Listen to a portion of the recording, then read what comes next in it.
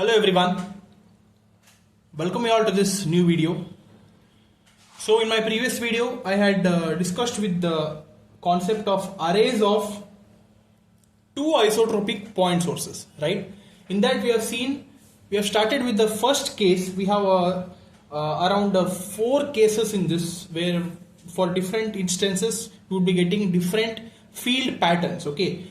Whereas in the previous video we have seen the first case of two isotropic point sources of equal amplitude and equal phase, and we have seen that what is the expression with respect to the electric field what we have got, and the amplitude and phase with respect to that we have gotten the field pattern something like this, right, in the previous video for case 1. Okay, so now this is the case 2 of the same concept, arrays of two isotropic point sources. Okay, in this case what it says is two isotropic point sources of equal amplitude but opposite phase. Okay, the phase would be varying now. The amplitude would be remaining the same, but the phase is opposite. Okay, so if the phase in the previous case, if it was positive, now it would be negative. Okay, so that would be affecting the electric field as well. Whatever the expression with respect to electric field we have got, that would be getting changed, and some of the parameters would be getting changed now. Okay, so let us get to this case now. Those who are new to this video, please like this video guys, support us, subscribe to our channel and stay tuned. Okay, yeah. So you should be referring the same figure as the previous case. Here I have considered the same thing. These are the two isotropic point sources we have kept. This is source 1 and source 2. Okay, and the total distance between two isotropic point sources is given as distance d, and with respect to origin, from source 1 to origin it is d by 2, and origin to source 2 it is again d by 2, and this is the distance r, or we could be calling this as dr cos phi distance from to distance point p, and the angle getting generated with respect to the phase is phi here, and we know that the angle psi is equal to dr cos phi, and here dr, that is the radiation distance, that is given by dr is equal to beta times d.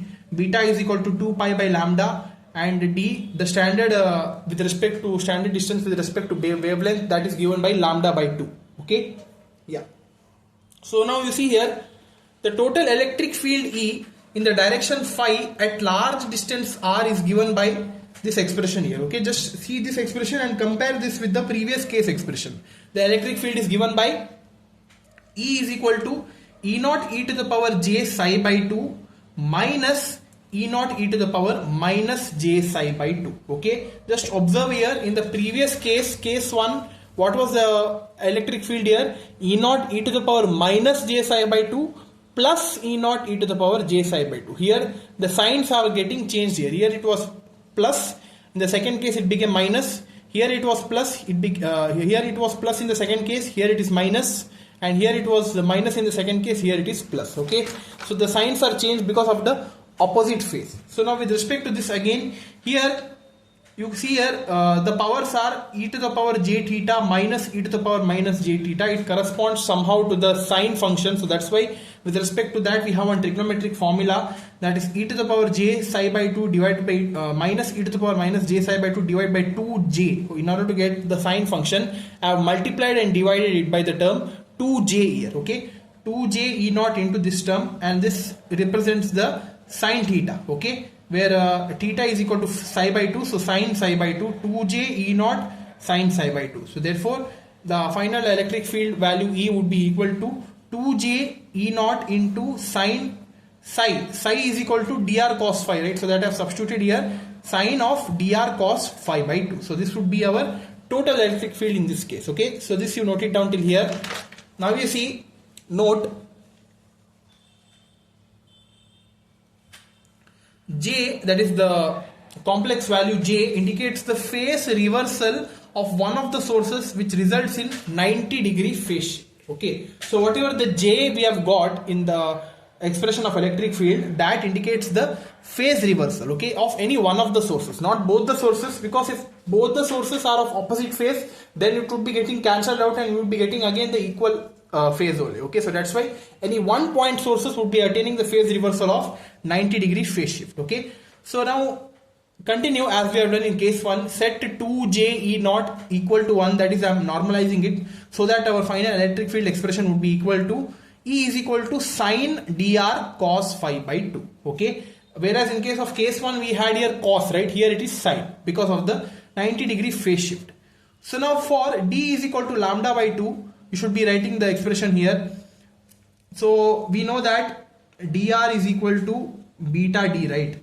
So where beta is equal to 2 pi by lambda, and here d is equal to lambda by 2. So lambda 2 gets cancelled. We would be left with dr is equal to pi here. Okay, so that only I have substituted here. In case of in place of dr I have written it as pi. So E would be equal to pi by 2 cos phi. Okay, sine pi by 2 cos phi. So this you name it as equation 1. So the same procedure you follow it again as we have done in case 1.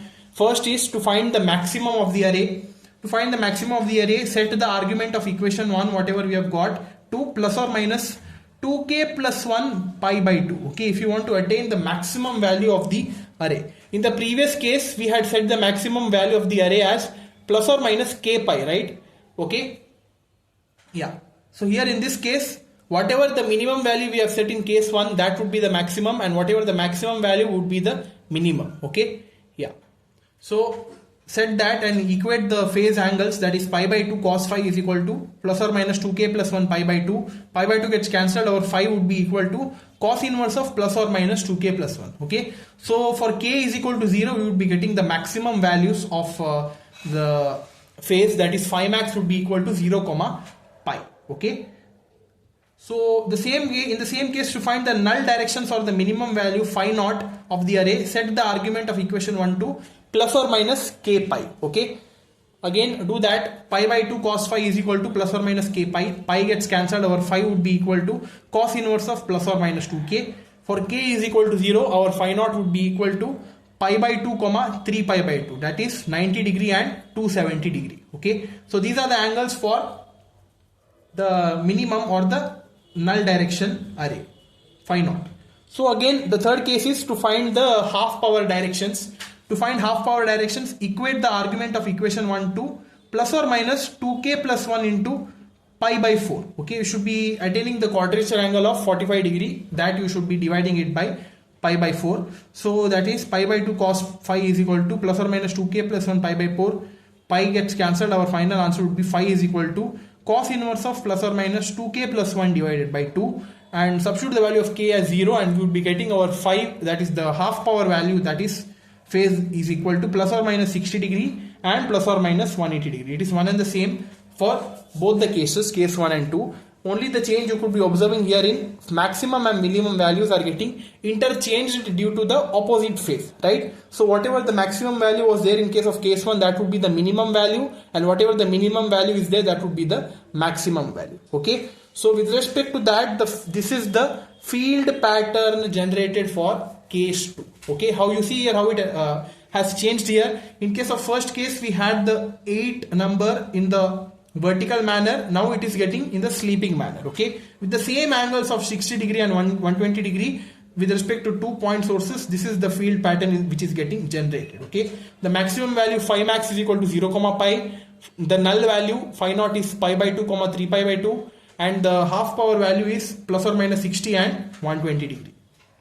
So from the figure we can say that the maximum power or field is in the direction of line joining two sources. Okay, the direction of field pattern is through the line joining the two sources, that is in the array axis. Okay, it is not like this, it is like this. So that's why this is the field pattern generated in case of case 2, two isotropic point sources with same amplitude but different phase. Okay, opposite phase. Okay, in the case 1 we had the with respect to the cos angle, that is straight in the vertical direction, whereas in this case we have in the case of sine angle, so that's why it is getting in the sleeping 8 direction, that is horizontal direction. Okay, so this is the field pattern for case 2. Please note it down, and we have one more case, that is case 3, that we are going to discuss in the next video. So stay tuned for that. Like this video, subscribe to our channel, stay updated, and please watch all of our previous videos of this module as well as the previous modules which we have already discussed, module 1, 2, 3, because all these modules are very important. I'm trying to cover all the concepts which is there in your syllabus. This takes a lot of effort. You should be valuing that. Okay, so please watch all of our videos. comment down your suggestions about how these videos would be useful to you guys, how it can be improved, everything. The comment section is all yours. Yet most of the people are not even commenting and liking the video, and also that's why please like the video, comment, and if possible do subscribe our channel. Okay, yeah, so that's all guys, we'll see you in the next video. Thank you.